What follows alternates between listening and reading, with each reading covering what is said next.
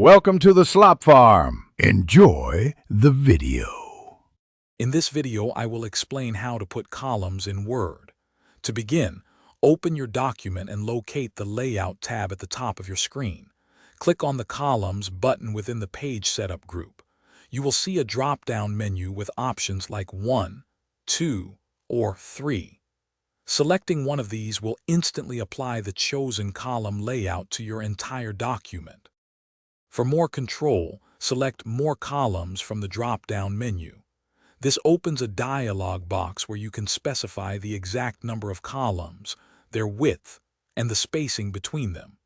You can also check the line between box to add a vertical line, enhancing readability.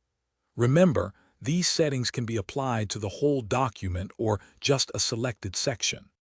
Sometimes you need to control where text flows. To do this, go to the Breaks button in the Layout tab and choose Column. This forces the text after the break to start in the next column. For different column layouts within one document, use section breaks before applying new column settings. This ensures your content is organized exactly as you intend. If your columns aren't behaving, double-check your section breaks. Sometimes an extra break can cause unexpected formatting. Also, use the ruler at the top of your document to visually adjust column widths and spacing with precision.